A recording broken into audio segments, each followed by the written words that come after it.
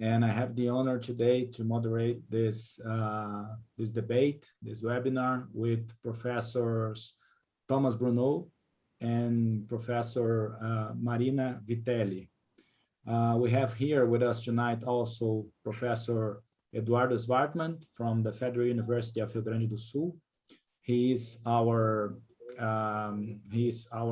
president, the president of the ABED, the Brazilian Association of Defense Studies. Without further delay, I will give the floor to Professor Eduardo Zwartman, who I thank a lot for the opportunity. I thank you for engaging in this initiative with us. This is a joint webinar organized by GEPSI, the study group on international security from the University of Brasília, GEDES, from the University of the São Paulo State, and organized also by ABED, who is supporting us throughout this event. So thank you a lot, Professor Eduardo. The floor is yours. Thank you, Professor Juliano. It's a pleasure to be here. It's a pleasure to engage with you all in this combining effort to address such a delicate and important issues of the military in politics and the question of the civilian control over the military. I'd like initially to welcome and say thanks to Professor Bruneau, to Professor Marina Vitelli, and of course to Juliano. It's important to mention that, as Juliano said before, this is a collective endeavor.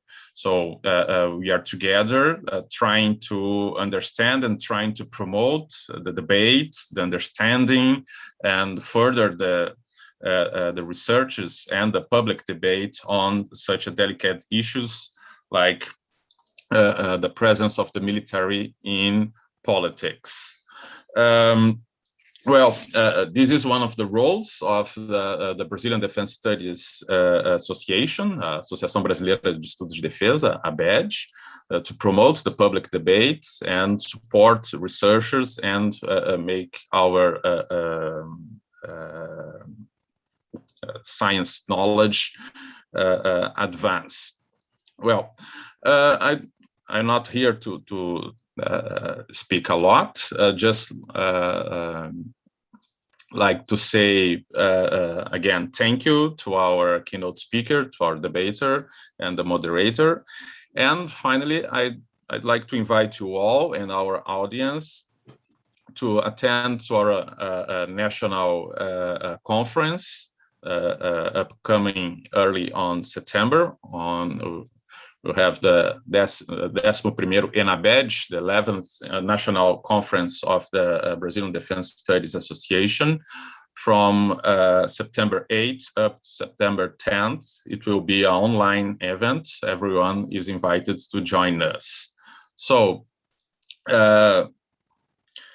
this is what I have to say for now. It's a great pleasure to be here with you, and I'm sure we'll have a very amazing conference with our keynote speaker, Professor Bruneau, and an insightful debate with Professor Marina Vitelli. Lastly, I like to say that questions could be addressed through the chat by email, the chat at YouTube, and I will be transmitting it to Juliano and Marina, and they will read the questions, so Professor Bruneau and Marina could comment about it. So thank you, everyone, and Juliano, please, the floor is yours again.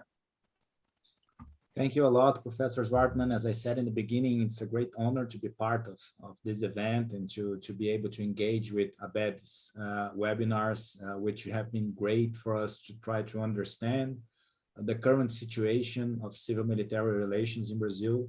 We are not quite in an easy moment in civil-military relations. Many problems being increased by the president and the participation of the military in politics.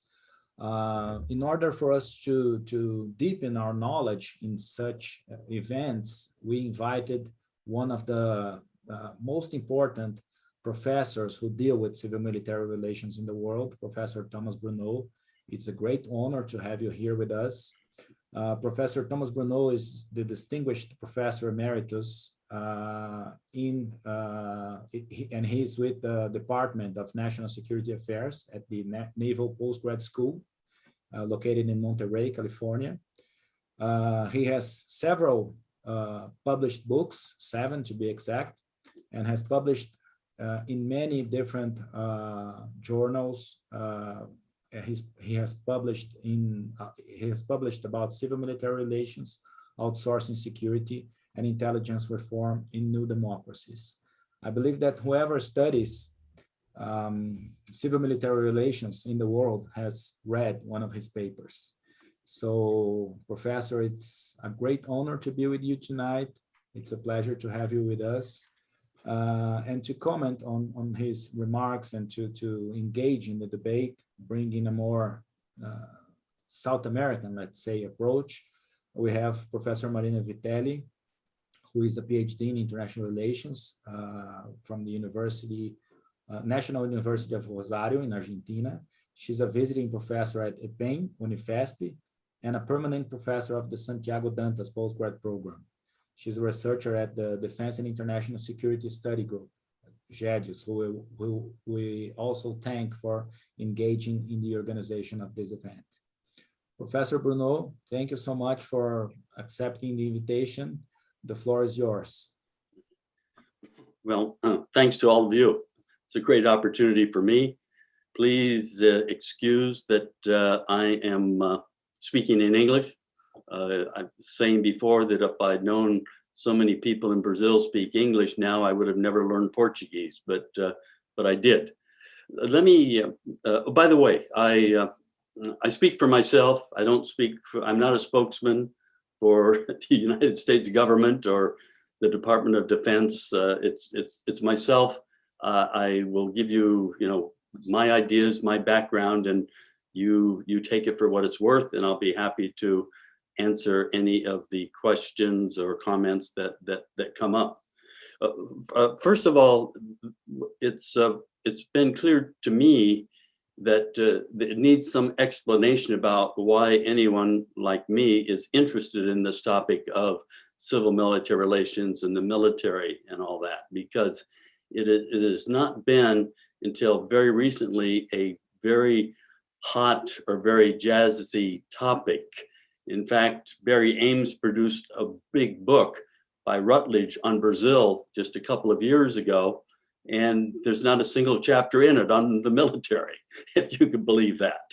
So, and he's, he studied Portuguese with me at Stanford, and he's done a lot of work, and I wrote him, and he said, well, he just forgot it. So I want to give you a little bit of background so that you understand where I'm coming from, and then the emphasis I will give on democratic civilian control and military effectiveness. The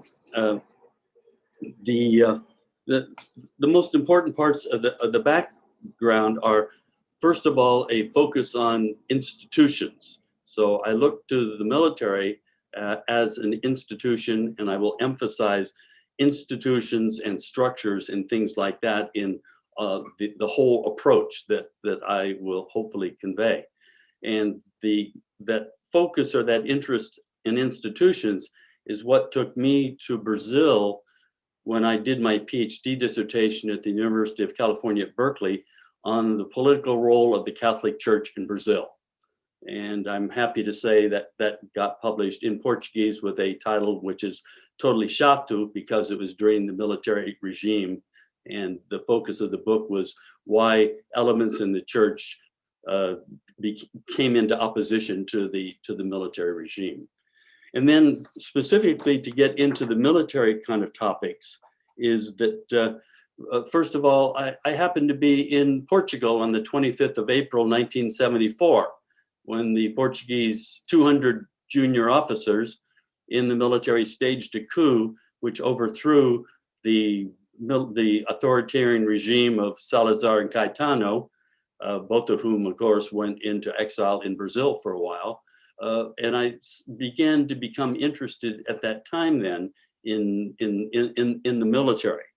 Then this was followed up by, I returned to Brazil shortly after that. I was doing a study on the Constituinte, which I found a very, very frustrating experience.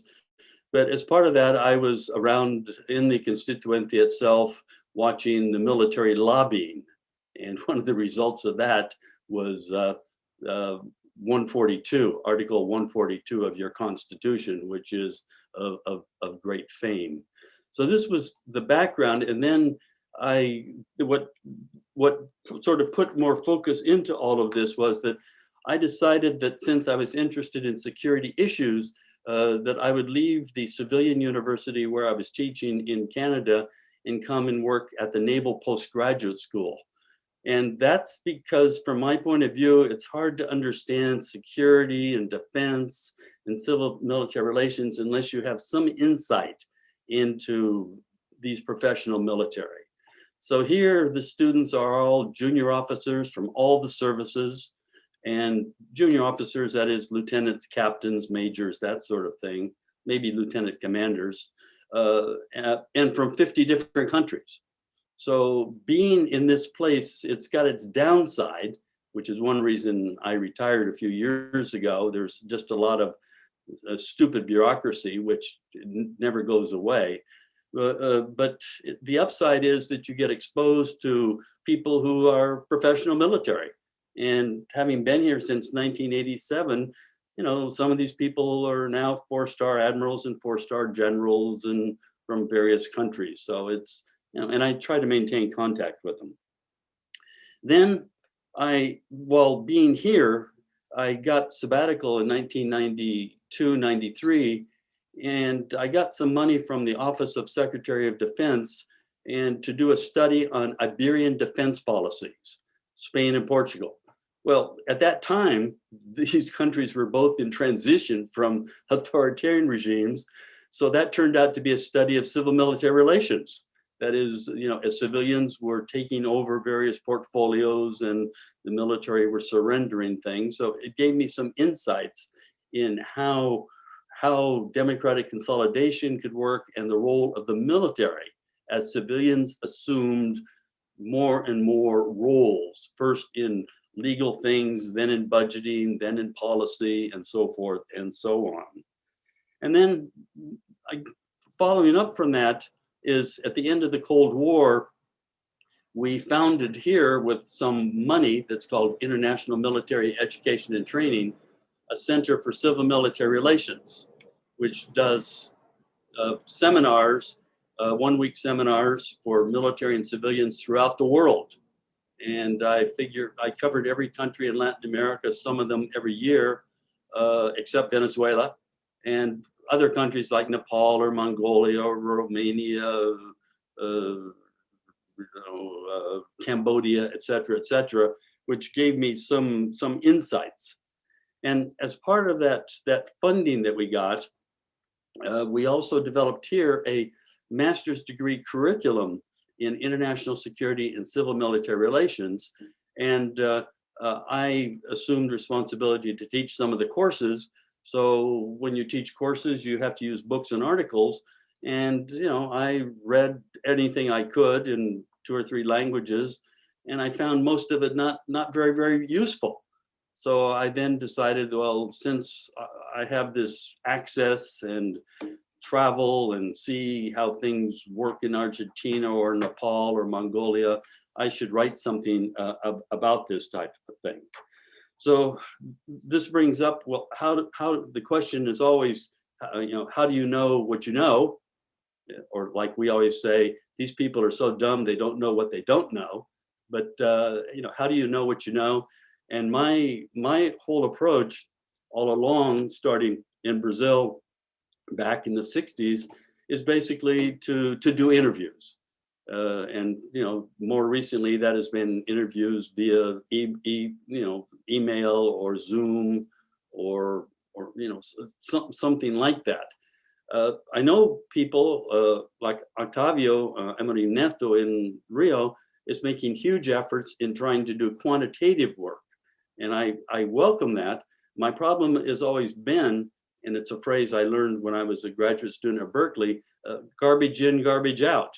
That is, the problem is always, what kind of data can you get on these types of issues that are kind of sensitive at times, maybe secret, maybe just real kind of sensitive. And none of the, I know this because one of my daughter-in-law is at the Inter-American Development Bank, and the IFIs, the International Financial Institutions, World Bank, Inter-American Development Bank, IMF, cannot collect information on security and defense and the military. So what is a basis for so many economists in doing work is not a basis for us to be able to do the kind of work we want to do. So I've stayed with interviews. It's been hard to do with COVID and all that, and especially with the Trump administration. No one wanted to say anything about anything, but that's hopefully past now. So the issue comparatively is the main concern pretty much everywhere with politicians and academics is democratic civilian control of the security forces, be it military, be it gendarmerie, be it the police, be it intelligence. But added to that, and this is a dimension I want to bring up, and I think it's relevant, because of a program that we did for several years in Colombia. Our congressman here had been a Peace Corps volunteer in Colombia and in Medellin, and he was on the House Appropriations Committee, so he was able to throw a lot of money to us to do this project. But what became clear from working with the Colombians, and this was during the Uribe administration, and from some of the work that I've done on the maras, or the pandillas in Central America, is the issue of effectiveness. That is, can the military, can the security forces actually do what they are supposed to do? And what does it take? And so if there is any of the contribution that I'm proud of, it's the work that we're doing on, for example, this book that I published with Oral Croissant in Heidelberg 2 years ago on control and effectiveness, or a book that we're just putting out now with Rutledge, which deals with control and effectiveness in different various roles and missions. So that's the basis of the approach that I'm emphasizing, and that when there's a misunderstanding in general that militaries, as they say in this country, are to fight and win the nation's wars. Well, when you look around the world, of the 194 countries in the United Nations, maybe 10 militaries are prepared to fight a war. You know, ours, Israel, India, China, Russia, you know, France probably as well. So what this brings us to is something which you are very much aware of in Brazil, is a whole bunch of different roles and missions, you know, from providing humanitarian assistance in earthquakes and things like that, fighting terrorism, supporting the police in Central America. A chapter in our book now on Ghana is electoral supervision, et cetera, et cetera, et cetera. So what this has led us to is you can't prove, for example, effectiveness in, for example, peacekeeping. You know, Haiti's a pretty bad example from your experience, or humanitarian disasters. You can't prove that, or fighting terrorism. But what we can do is to see if there are the sort of the resources that we define, that we've learned as necessary for a military or security service of some sort to be effective in whatever role or mission it has. So all of this kind of focus here is to make me focus on institutions for control, and for effectiveness. And for what I mean by an institution, for example, would be a Ministry of Defense or a Congressional Oversight Committee or something like that. And the three that we posit, I say we because I've worked with Aurore Croissant on this, and Chris Mattei and David B. in Berlin and others. What we posit for the control dimension is some kind of an institution such as a ministry or department or Office of Secretary of Defense for sort of managing things. Secondly, some kind of an oversight facility, Ministerio Público plus a Congress. It's normally parliamentary or congressional oversight. And the three, some kind of an educational system, professional military education, which helps to inculcate an ethic or an orientation. So these are for the control dimension. For the effectiveness dimension, what we posit is, first of all, a strategy. You know, that great phrase from Alice in Wonderland, if you don't know where you're going, any road will take you there. But a strategy, which is more than just a piece of paper that someone says is a strategy, and a central institution in the military to make things work, that would be our joint staff. And it could be, in Brasília, if it ever worked, this Comando Conjunto das Forças Armadas. And then the last thing is resources. You know, if there's no money, if you can't buy equipment, if you can't pay salaries, then you really can't do much of anything. So I used this kind of approach then, and I distinguish what I now want to get to is Trump and Bolsonaro. And the focus that I'm taking off from is one of basically self-coups, okay, or autogolpes, which many people are familiar with. And as far as I'm concerned, this was precisely what President Trump was after. He did not want to leave power. He still does not want to leave power. He basically tried to stage a coup on January 6th. But the important thing for me in all of this, and that's why I'm following this literature on self-coups and not the demise of democracy stuff and all that, which, you know, that book on the death of democracies doesn't even deal with the military in any way except the original coups, as with Pinochet, for example, is that with these autogolpes, you know, it requires at least the passivity, if not the active support of the military.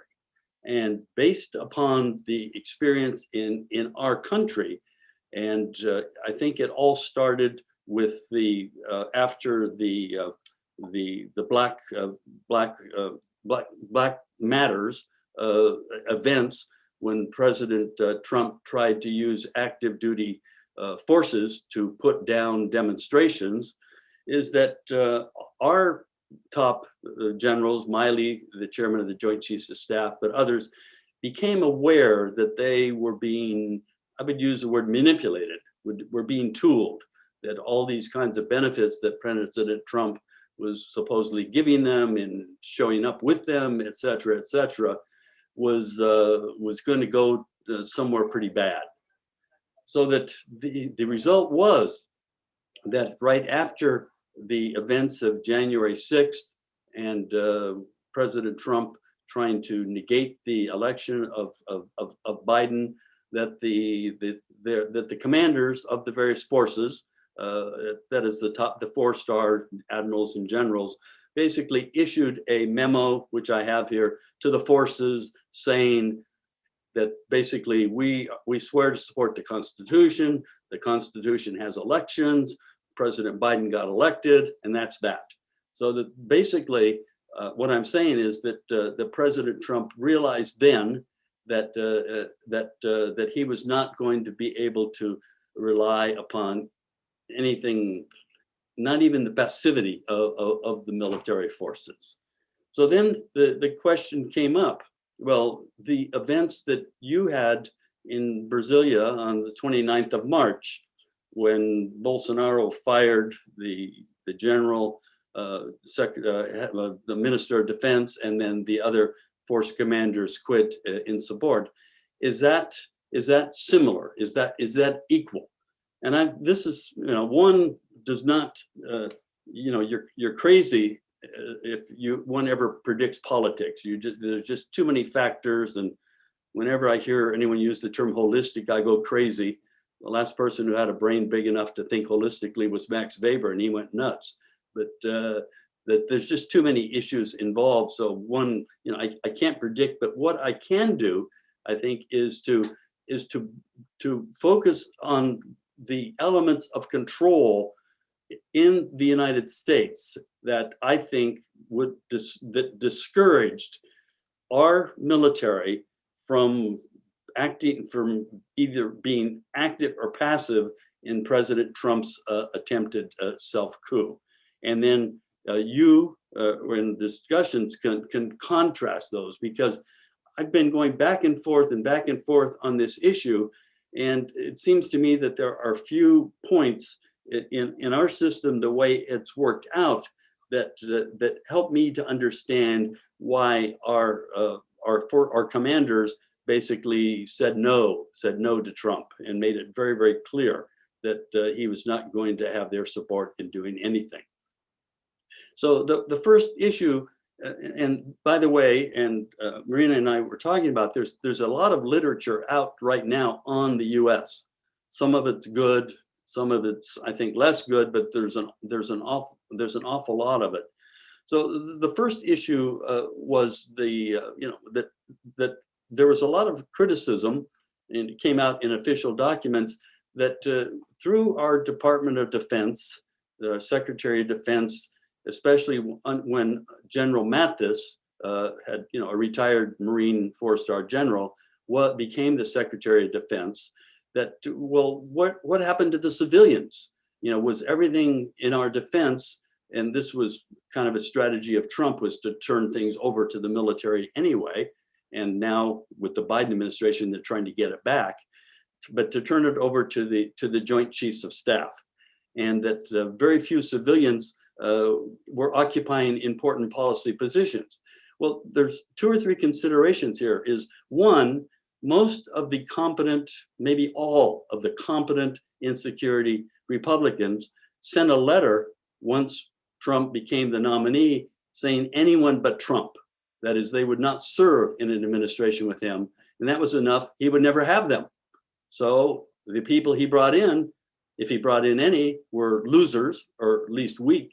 They were weak. They were not the first team. And then he left many positions open.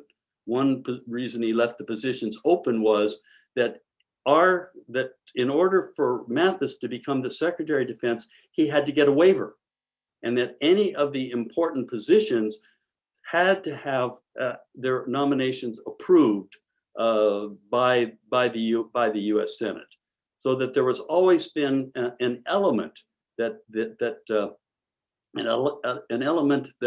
another sector of government, aside from the president, was in control to some degree.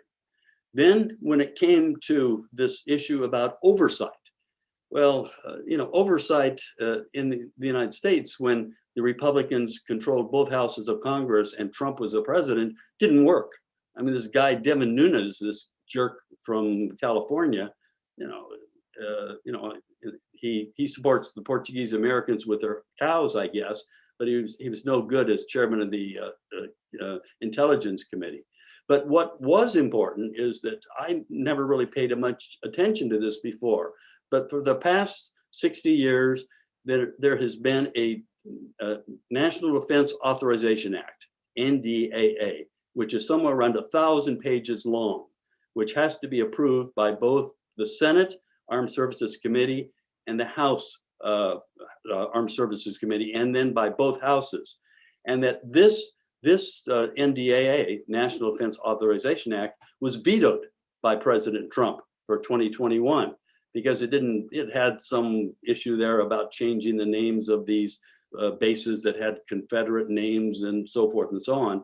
But the Congress, both houses, overrode that veto, so that President Trump was stuck with this, this National Defense Authorization Act.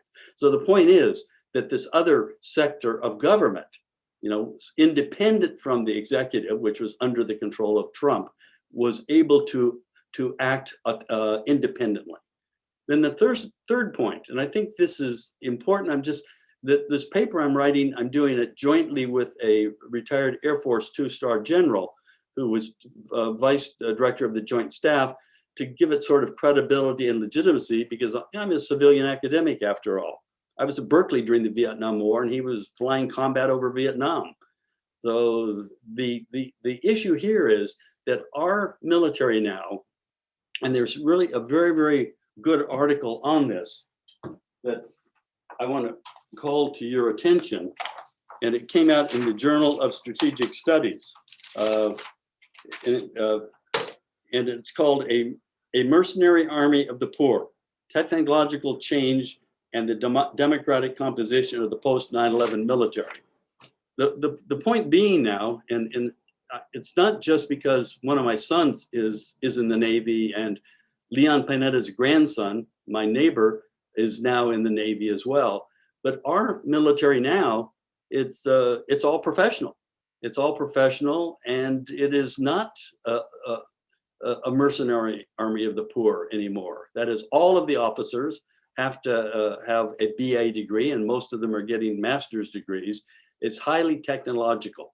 So the point that I want to get across here, and this is why I'm involving this Air Force Major General writing it with me, is that President Trump and others around him had to know that our military basically represents the sort of the middle class, represents the society, and not a bunch of dregs or parasites of society. I know from the commanders that I have had contact with, they're fully aware of the sophistication of the officers and enlisted under them. It's a restraining factor. So I then contrast that to Brazil, and as Juliano and Marina have written, of course, is basically, you know, I mean, at the beginning, I mean, the fact that it took 14 years after the supposed transition to even have a Ministry of Defense, and then most of them, except for Joe Bean and maybe one or two others, didn't know nothing about nothing when it came to defense, I think it's telling. And when I ever went to your Ministry of Defense, you know, it was obviously the only civilians there, aside from the minister, were people serving coffee. You know, everyone else, you know, you could tell by the haircuts or the shoes that, you know, they were military or retired military.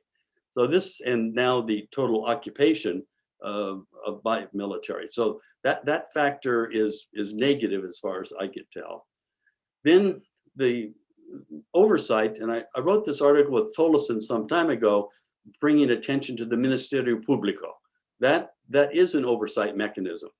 But the Congress, with so many different parties, I mean, it just, for there to be oversight of intelligence, or certainly the military, is I think very, very, very, very weak. Let me go back to the Ministry of Defense once more. The fact that there's never been a career for that is, I think, extremely important. I mean, and you know, Juliano, of course, knows all about that, and he's talked to you about it. And then the last issue, as I said, with our military now, especially with the emphasis upon, you know, competition with China and Russia, is highly technological. I mean, you know, you don't turn over a $2 billion plane or ship to a bunch of dum-dums. I mean, you know, it's highly technical. The roles and missions are extremely complicated now. And when, you know, in Brazil with conscription still, it seems to me, but you know, as I said, I haven't, and I can learn from you, I haven't had contact with your commanders to know if they feel constrained by the forces. I know ours feel constrained, that they have to think about what the forces are, the education of them, they depend upon them. So the conclusion that the tentative conclusion that I'm coming to right now is that that the events of 29th of March were not the equivalent to the order put out by our in the military in our country, basically saying they defend the Constitution, and the Constitution doesn't have anything that would support a self-coup by President Trump and goodbye and good luck or whatever. And from all that I could tell, as I'm following things now, since the Biden administration has come in, you know, they're bringing in really good people now of all genders and colors and everything. And the Congress is more active, and, you know, things seem to be returning to some kind of normality. So it brings up the issue, well, what's all this for? You know, academics, you know, my justification in coming here was to try to help educate these people I just talked about. And I feel pretty good about that.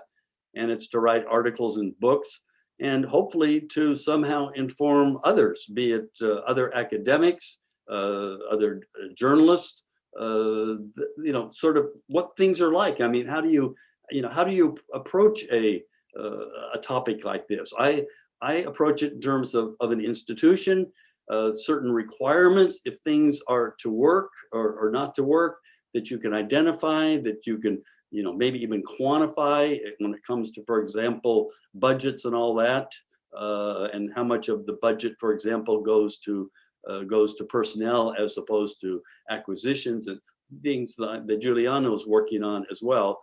And basically to, you know, to heighten awareness and to make some contributions along those lines. It's, you know, we're not politicians.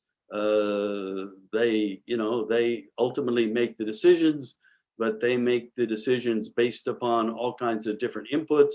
So one like me tries to, you know, maximize the various inputs that we can make. All right, so that's where I'm coming from. That's tentatively what I think about the self-coup. It seems to me obvious that Bolsonaro is interested in staying on, and that would, I think, be called a self-coup, and just like Trump was, and that would be called a self-coup or an auto-coup or a self-golpe or auto-golpe. Okay, that's it for, I wanted to stay within the time. Julian. So much, Tom. It was very interesting to hear you about the institutions we need to build. We're still a long way from having the institutions, the kind of institutions we need.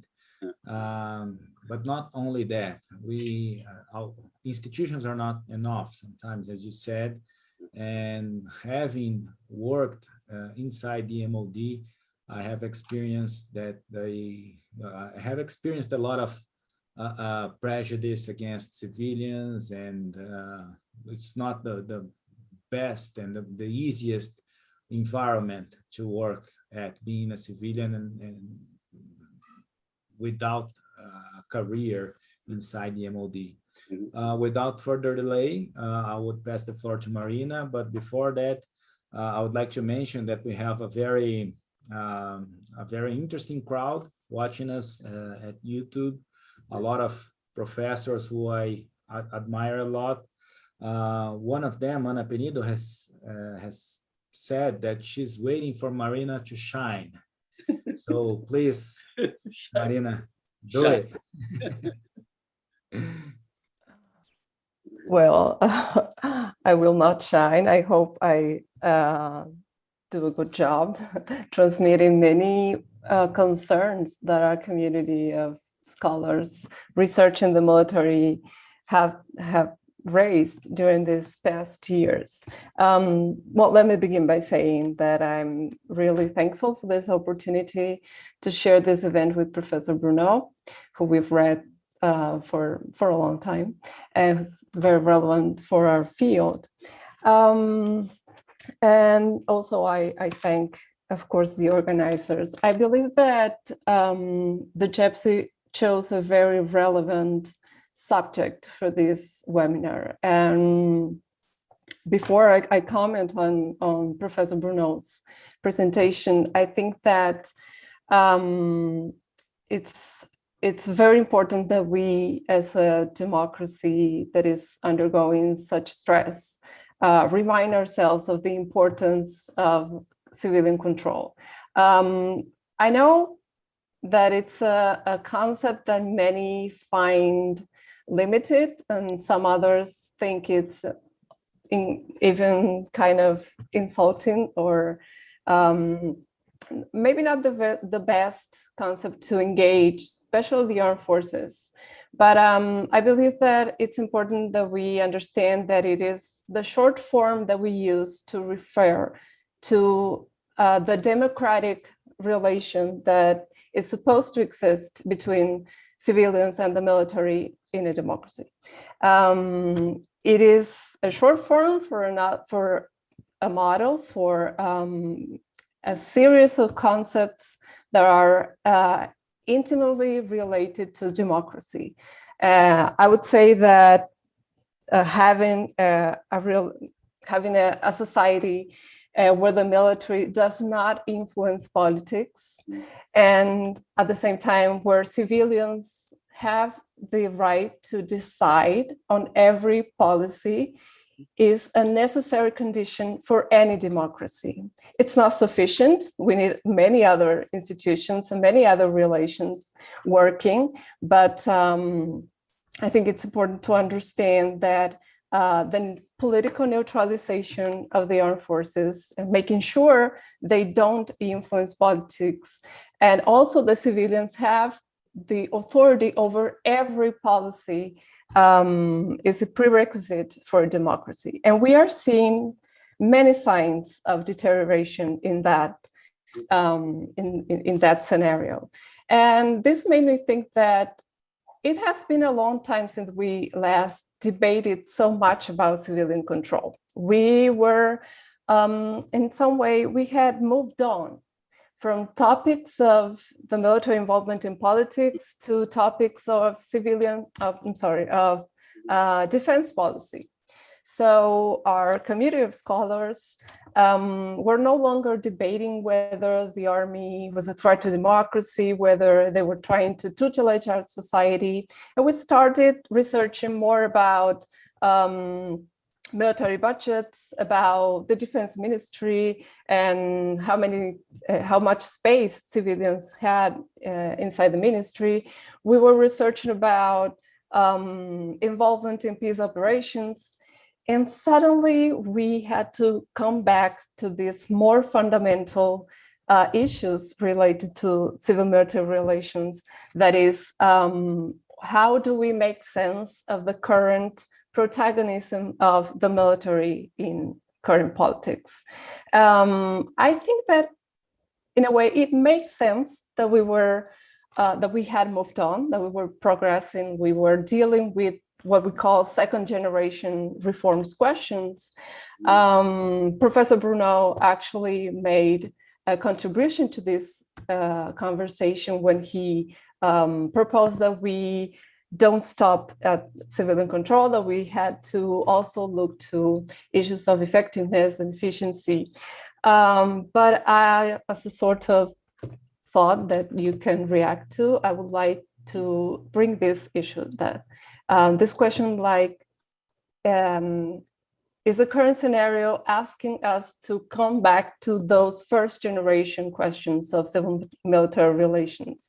And I mean this, I'm thinking about Brazil, but I'm also thinking about the United States.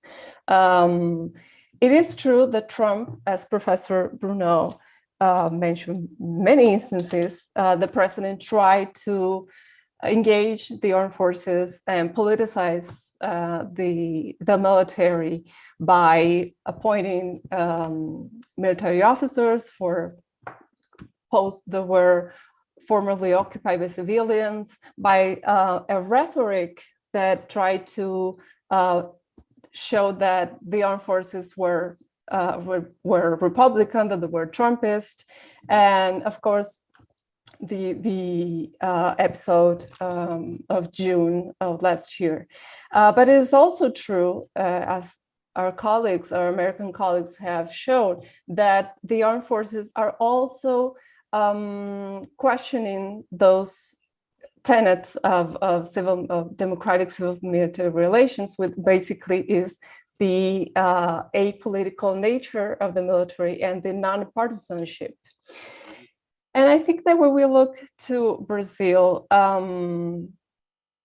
it is obvious, as Professor Bruneau described, Bolsonaro every day finds a new way to try to bring the military to his side and present it as an ally, and also even as maybe supporters of a self-coup.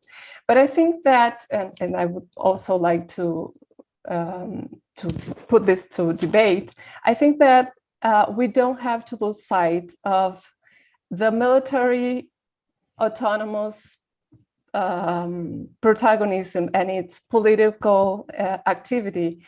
And I think that we had been seeing signs of increased political activism from the Brazilian armed forces, even before Bolsonaro was a candidate, even before he had chances of becoming president. We had seen signs of military contestation of the armed forces, questioning the legal decisions of authorities. We had seen public commentary by officials, even active duty officers who are now members of the cabinet and even the vice president.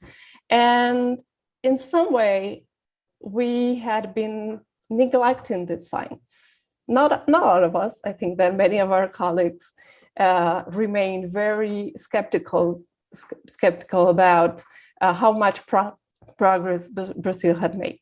So the point I wanted to make is, of course, we have to be very, we have to pay attention to Bolsonaro's attempts to politicize the military, but we also need to think how, in what way the armed forces, Brazilian armed forces, open this new phase of political activism, and that this in some way makes them more independent of Bolsonaro and than many of us thought in the first place. And I think that it also raises another question when we talk about civilian control, that is, how do we solve these issues that are clear signs of deterioration in our civil-military relations? And that issue is, what is the political system doing about this? A good part of the reforms that are needed in transition in societies do not deal specifically with the military. There are reforms that have to be made in the political system. And one of them is political parties making the democratic pact, making a deal that they are not going to solve their differences by knocking on the barracks doors. And I think that we have been seeing signs of political parties, for different reasons, not being committed to that pact. The president's, the opposition is trying to find allies in the military. They're trying to find so-called democratic generals, moderate generals, and that is a further tentative to politicize the military. You're trying to find an ally in a social actor that it's not a legitimate actor in democratic politics. So I was also interested in Professor Bruneau's thoughts about how this democracy is to survive if political actors, different from Bolsonaro, what we call democratic actors, are not taking this seriously, are not taking seriously the fact that we have a politicized military, which is bad for democracy, and it's also very bad for defense. We know for a fact, everyone knows that a politicized military can conduct a war. It can defend a country because discipline is jeopardized, hierarchy does not work if the military is politicized. And I think I have another minute. These tenets of civil-military relations, as I said, they're not perfectly captured by the concept of civilian control. And I have heard many colleagues raise questions and raise concerns about how liberal the term sounds. And I was wondering if Professor Bruneau, who has an extensive knowledge on other regions and civil-military relations in other regions, if you have seen the same debates. I refer to debates that understand that the model of democratic civil-military relations is too tied to Western societies and to liberal democracy. And I think it's a relevant debate because representative democracy is under heavy criticism, both by extremists, but also by people who have been let down by democracy, people who suffer from inequality, who are suffer from discrimination. But I think that it's important to understand that it is a basic prerequisite for democracy. It is not enough to have a healthy democracy, but there is no democracy without civilian control, without that package of norms that regulate a democratic relation between civilians and the military. So as I said, I think that extremist populism is a challenge, it's a huge challenge for civilian control, but also is this crisis of democracy, because at the end of the day, if you want to defend that the military is not a political actor above society that can decide for us how we have to live, you also have to provide citizens with effective institutions, with a working democracy that solves everyday people's problems. And I would like to close my comments mentioning something that Professor Bruneau said about how we do research about this. I share Professor Bruneau's concern, for example, with our methodological decisions. I think that we are seeing impressive work done by using quantitative data and quantitative research analysis, but I wonder if that methodology is enough to capture more subtle signs of deterioration in civil-military relations. For example, instances of military contestation and public commentary requires the gathering of data that is it's much more complex than a data set. And I think that it may have been something that made us neglect those signs. But I also believe that we have to do good science, and we have to be we have to have rigor in our researches. Let me see. I had a lot of notes for a lot of things I wanted to say. I think that when we think about research, because we are being hosted by our association of researchers, so I wanted to make an extra point about this. I think that we might need to go back to another feature of this field that was interdisciplinarity. I think that our field, when we moved on to these questions of defense policy, many of us who come from international relations joined the field, and it made a lot of sense to research peace operations and regional cooperation.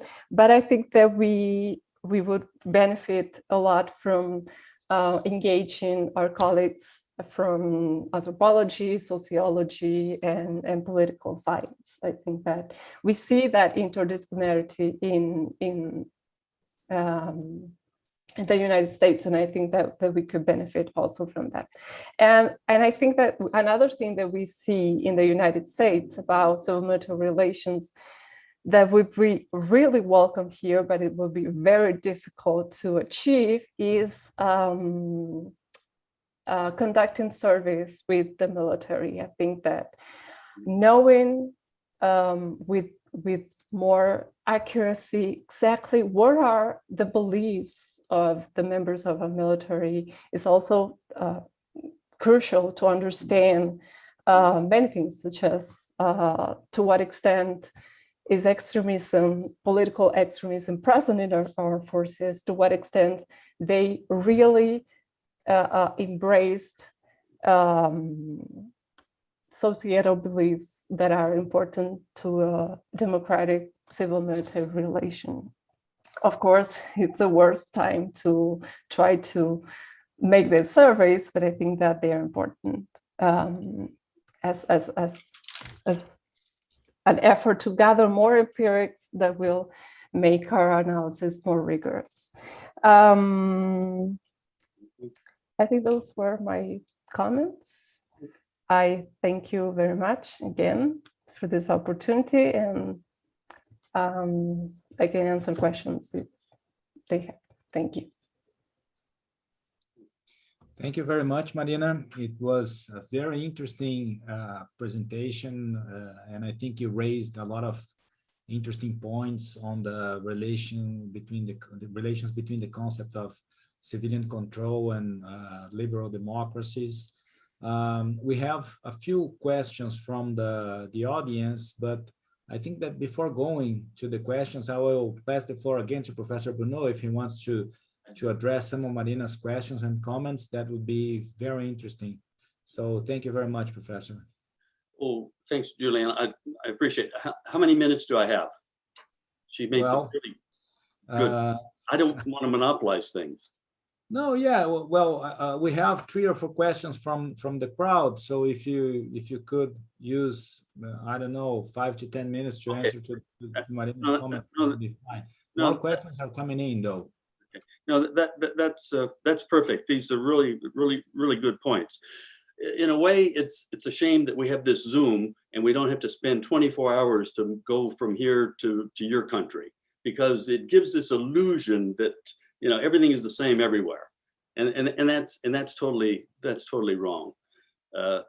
With regard to one point, the term, it's very interesting that when we do programs elsewhere, we normally have interpreters.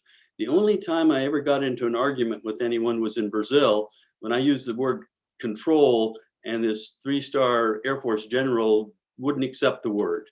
He wanted influence, or no sé qué, but some word that was not control. All right, so it's an issue. It's an issue in Brazil. It's not an issue that I've run across in too many other places.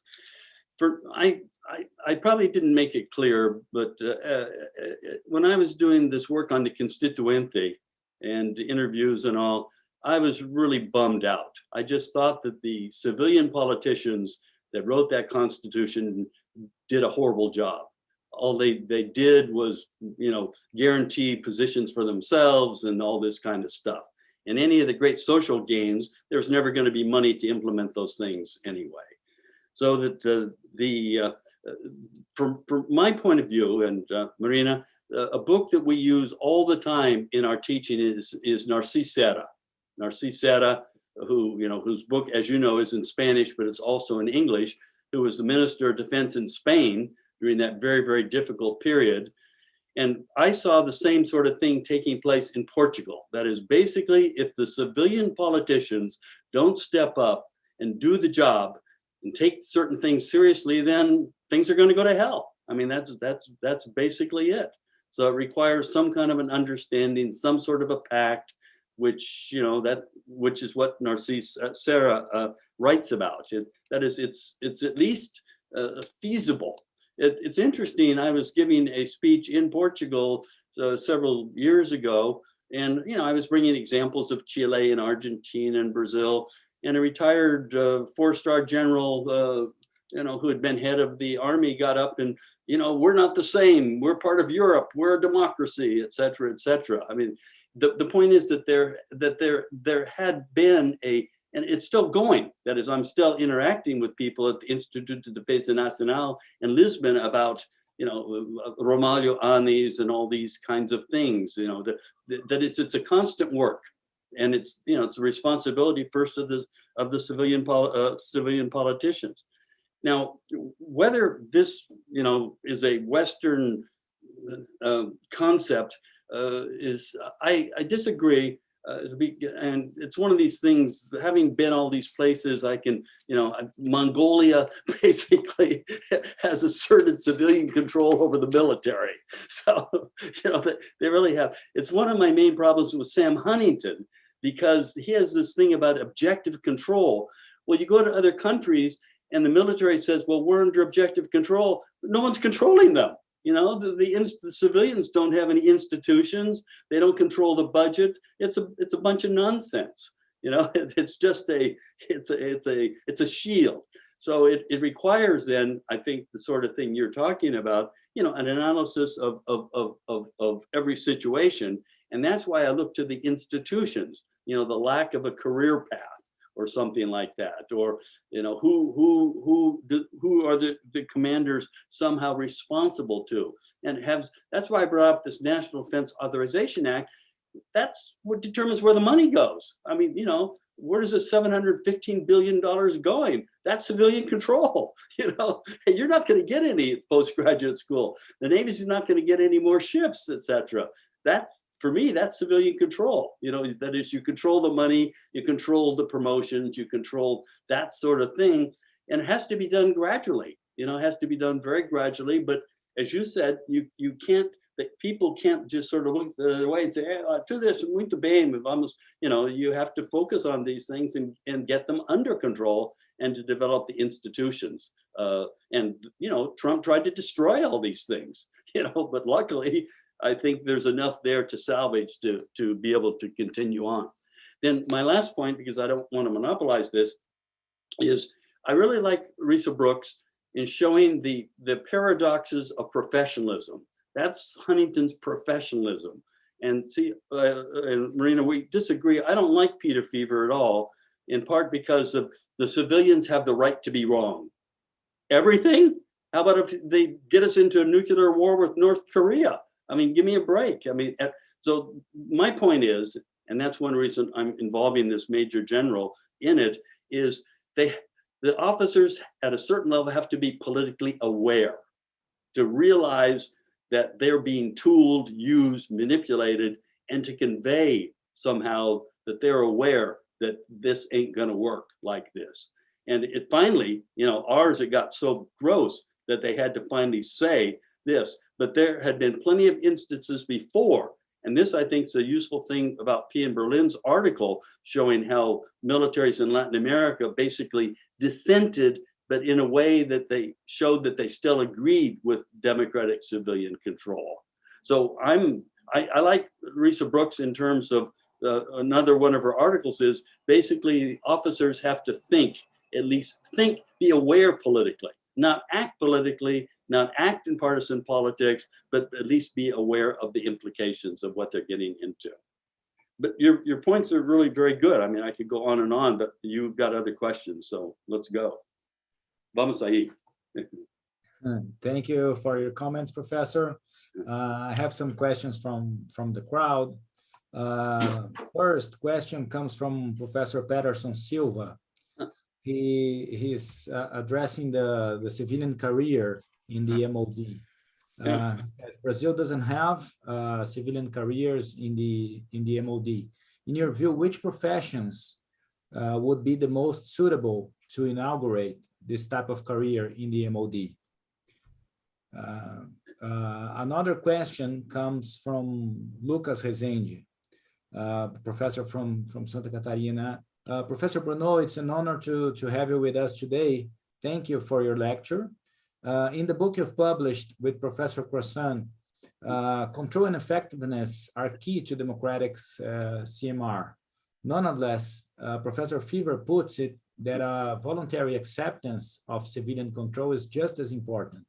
Knowing Brazilian case, as very few scholars do, isn't it quite a conundrum to search for control and effectiveness when the military refuse to accept both civilian control and their constitutional role? Mm-hmm. And then I'll add a comment that Professor Maria Celina made here in the chat. Are we speaking only to converted ones? Because, I mean, if the military don't accept it, if they don't accept the civilian control, what are we to do? And we've been debating these questions, and I understand it. I fully understand Professor Marina Celina's comments, because sometimes it seems that the military just don't hear us. They opt to ignore this debate and to keep on with their lives. And another question from Professor Frederico Costa. He says that it seems to him, he's a professor from UFI, it seems to him that the great point is, does the political system want the military to be neutral in politics? So, it's another question. I have some more questions here, but I will leave you with those ones for now. Well, so as you probably know, I did some work on ABED, you know, SNE and ABED and all that. Look, if ABED can have a concurso and a career, why can't the military have it for civilians?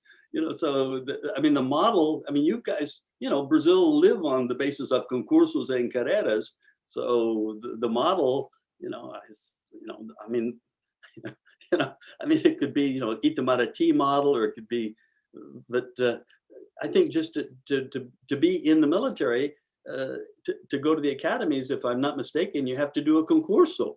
So, I mean, it just, that kind of point, it seems to me, just requires kind of research in a few countries, you know, I mean, Chile, Portugal, maybe Spain, that all these countries have some kind of a career, or some kind of a preparation, some kind of a requirement. You know, maybe an internship. I mean, you know, you've been involved in this kind of thing, and to make the point that it requires, this will have to be something that the military will have to be convinced of gradually, you know, and all of this stuff doesn't happen from one day to the next.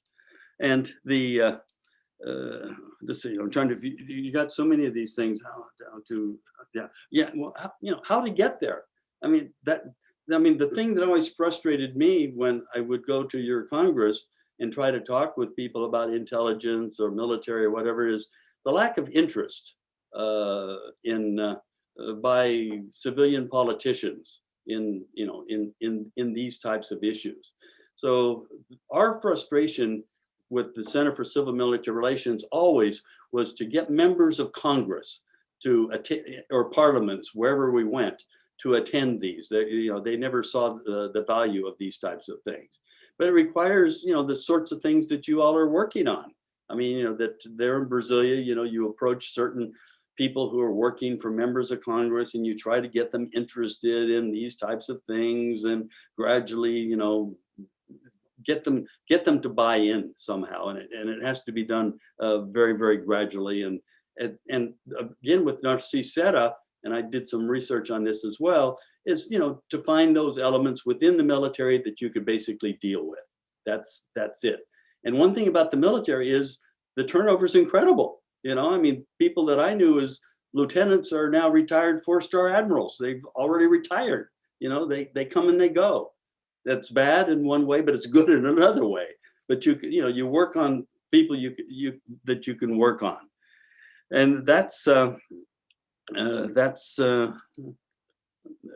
legitimacy. Okay,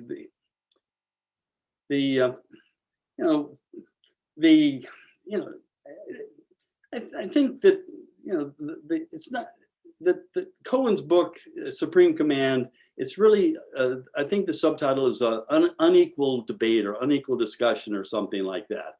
And Cohen is one of the guys I really respect in this area of security studies. There at Johns Hopkins School for Advanced International Studies, and it is unequal. I mean, this guy that I'm working with, General GEPSI, he was in the military for 30 years. He knows things that I have no idea of. But we could discuss things at a certain level. And I don't have to learn how to fly a B-52. I just have to know that it can carry nuclear weapons and it could do horrible things. But you just kind of develop this understanding, this entendimiento, and gradually try to convince people that this is good for them. And what I saw in Spain and Portugal and other countries is the kind of gradual approach, budgets, personnel, these types of things before strategy and policy. Just, here, we could take this off of you. You don't have to deal with budgets and all that, and gradually figure it out as opposed to say, well, we got it, and then it turns out we don't have it at all. All right. I mean, that's why I went through this background. These are the kinds of things I've seen in different places. Very interesting. Thank you very much. Another question from Professor Lucas Rezende. He says, very good point, Professor Vitelli. Should we theorize a better term for the liberal idea of civilian control? I usually put constitutional control. The problem is with ours is that even they're fine and free. They're free, he says. So even if we consider the constitutional role for the armed forces in Brazil, Article 142, as Professor Bruneau has already mentioned, there are problems there. There are problems with the way our constitution was formulated, the participation of the military there. So if we think of a different concept other than the liberal idea of civilian control, what would be there? I think he's wanting Professor Vitelli to comment on that. Well, I have to say, personally, I don't have a problem with the term civilian control. As I said, I think it is a short form for a series of norms that are logically derived from the concept of democracy. And I mean norms like the fact that the armed forces have to be politically neutral, that they have to be non-deliberative. That is, you don't have a democracy if you have the armed forces thinking how the country should run its economy, how the country should run its foreign relations, or its social policy. So in that way, that's what I said.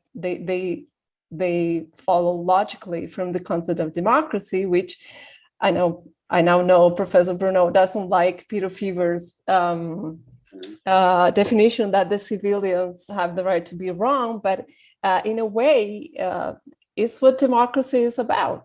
The military are the agents and the civilians are the principals. They are the only ones who have the mandate, the popular mandate, to decide policies, every policy. So I understand that is the way in which I understand civilian control. And when I said it's a liberal concept, I mean that academically it developed in Western studies, but it doesn't mean that only liberal democracy has civilian control. Every democracy needs civilian control. That's what I said. You can have another kind of democracy, but in order to be a democracy, it has to have armed forces that are subjected to the legal orders of the democratically elected authorities. Anything outside that For example, Article 142, when the armed forces understand that the article gives them the right to decide political conflicts, that is something else that is not democratic. So in that way, I know that civilian control as a short form, of course, it will be resisted by the military, who doesn't want to be subjected to civilian supremacy, but it doesn't have, I don't think there's anything wrong with it. So I wouldn't think about changing the concept. And I think it says more about democracy than the liberal part in liberal democracy. And so I think that was the only question for me. I don't know if Professor Bruneau would like to comment on that. No, it makes sense. Always the devil's in the details, though. I mean, that's the problem. And this whole point is that in a democracy, civilians should be making the decisions on everything. That's the fact. For that to actually work, though, requires, this is why I come back to it, requires institutions that actually see that, for example, Social Security or whatever it's called in Brazil works, that the agricultural policy works, and also that the military works. That is, it requires that there be a funding mechanism, for example, or an oversight mechanism of some sort, staffed by people who actually know something. And I think this is back to this Narcís Serra. I think he was able to command respect in Spain during that very difficult period because he actually knew this stuff. I mean, I was very impressed when I read this interview that Octavio Amorim Neto did with Jobim. That Jobim, in fact, had been reading Narcís Serra's book to get some ideas on how these types of things are done. And that's what it requires, as far as I can tell, to implement it. That is, you can't just say, well, we've got it and it's done. It's the hard, back to Weber, and politics is a profession. I mean, it's this hard work of sawing wood. It's very difficult and takes a long time. But this is a great start, by the way. It's unfortunate that it's in this tragedy with Bolsonaro now, but at any rate, on that, we don't have any more questions coming in from the chat, but I would like to leave you with a final question before we go. Yeah. We have almost one and a half hours of debate, so I think we're about to finish, but I would like to make some comments and leave you with a question. Okay. How we know from everything that has been written about this, which institutions are important for us to establish the civilian control in the Brazilian democracy. We also know that it would be very important for us to have the civilian career inside the MOD. Yeah. So we know that we have to change the balance of power between the civilians and the military inside the MOD. We also know that, talking about effectiveness now, that we spend too much on personnel, and that we have a military that it is too big for the size of the mission that they have. If we consider that their main mission is, in fact, defense against foreign threats, as they themselves say in our political documents, right? So we know what needs to be done. If we have the possibility to build our way ahead after the next year's election, let's be optimistic about it, right? Because the scenarios that we can consider can be very, very worrisome. But let's be optimistic about next year's election. We have an election. Bolsonaro is out. It's the beginning of 2022. Which would be the measures, the first measures to be undertaken in your opinions? And how could we emphasize this mission throughout the next 20 years. I would expect that to be a period of time in which we would have to maintain the same goals, the same vision ahead of us, for us to establish, as Professor Marina Serena is saying here in the chat, the civilian democratic control. Okay. Okay.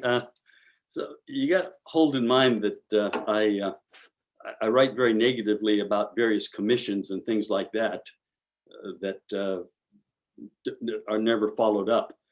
But something that I think is that I learned from you, Juliano, this idea, this concept of posto Ipiranga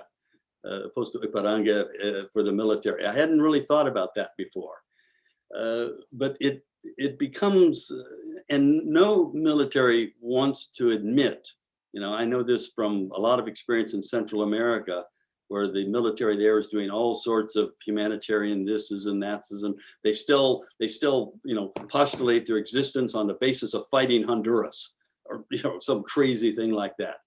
But people know, anyone who reads Janes, or you don't have to work for a defense intelligence agency to realize that Brazil's military really can't do very much about anything. So the commission but it does all these other things because the government's not been willing to develop organizations that can actually do something. So the military's there, send them there to take care of things. So, but to somehow establish, and this is pie in the sky. I mean, we can't even get a January 6th commission set up in this country, because these crappy Republicans won't support it. But to set up a commission to basically review what the roles and missions of the military should be, and then if Brazil no tem enemigos, well, then it doesn't need an aircraft carrier probably. So what I'm learning from this book that I'm a co-editor now is, militaries throughout the world have all kinds of different, you think the Norwegian military can fight Russia? It's a matter of finding what kind of niche works, be it peacekeeping plus humanitarian assistance, plus this, plus that, and then to size the force and fund the force to be able to do, and train the force to do those types of things. Now, this is living in the best possible world and all that. We just spent 20 years, this stupid thing with Afghanistan nation building, when anyone said from the beginning it can never happen. It won't, and now we're leaving. So I'm not saying that, it's one of those things, do what I say, not what I do, right? So that's the solution I would think to. I mean, getting what they refer to as gray beards, high-level people, retired military, Fernando Henrique Cardoso, people of a certain stature, to be able to review everything the Brazilian military says and does, and to figure out, well, what are those areas where we could really excel. That would be my solution, as hard as it may be to do, but I don't see an easier solution. Yeah, a clear political definition for the armed forces would be a starting. Yeah. Thank you so much, Professor. Well, thank you. Yeah, Marina. Well, I must say that I'm on the pessimist side. I think that the military involvement in politics today is extensive, and it's I think it will be very, very difficult to solve in the coming years. But if we think about, I don't know, maybe a decade from now, hopefully, I think Professor Bruneau makes a lot of sense. His idea makes a lot of sense because it puts the political class in the middle of this, and I think that it all begins with them understanding how risky it is to politicize the military or to accept that they are political actors. And partly it has to do with their missions and their constitutional role. Well, needless to say that Article 142 has to be reformed and finally remove the parts that are so controversial, mostly that the armed forces should guarantee constitutional powers. But I think I will come back to the idea I presented earlier that civilian institutions and democratic institutions, of course, need to work in a more functional way. I mean, we are seeing Congress passing laws that are turning our electoral system into a much conservative results, and many other. We have seen also the Supreme Court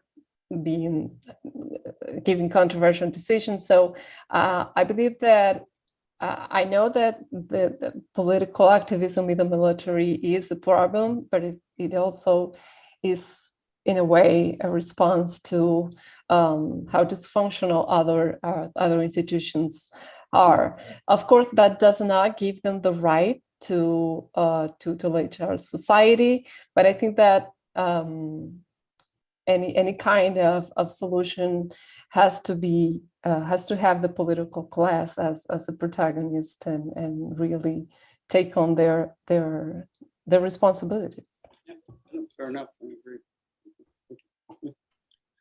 Thank you so much, Marina. Professor Tom Bruneau, we thank you so much for accepting the invitation. It was an honor to hear you and to learn from you, Marina, as well. Every time I hear you, I learn so much. Thank you for sharing your knowledge with us. It was a great debate, I think. We not only focused on the concept of civilian control, but also on its repercussions to Brazil, to the United States. We used to think that it was a better established reality in Europe, in the United States, and we've been seeing that it's not, right? The recent events in France, the recent events in the United States make us think that we have to be paying constant attention to the civilian control. I think that we just received another question from Professor Maria Celina. Which armies are competitive in the international arena, and which are meant to kill their countrymen? This is a point, right? Are we still thinking about our armed forces as agents, as actors that only fight foreign wars, or are they more and more being concentrated in domestic roles? I think that this is a question we should always think about, even if we understand ourselves as living in a consolidated democracy, right? Which are always under risk. I would like to thank Professor Bruneau again. I would like to thank Professor Marina, the organization of ABED, GEDES, GEPSI. We had a lot of institutions involved in the organization of this event. This is a very urgent issue for us, and I think that the more we talk about these issues, the more we think about them, the more prepared we are for next year, which will be very important. I think in the Brazilian history, we will have to be very, we will have to pay very close attention to every one of the movements. Every day we have something new going on. And if we don't look closely to what's happening, the risk will be even greater. So Professor Tom Bruneau, thank you so much. Professor Marina, thank you so much. I would also like to thank our families, the ones that are supporting us. With last time we spoke, I thank my wife, but for taking care of the kids while I'm in here with you. But I also like to extend this thank you note for all the families of the ones who are here with us late at night. Thank you so much. It was a pleasure having you with us.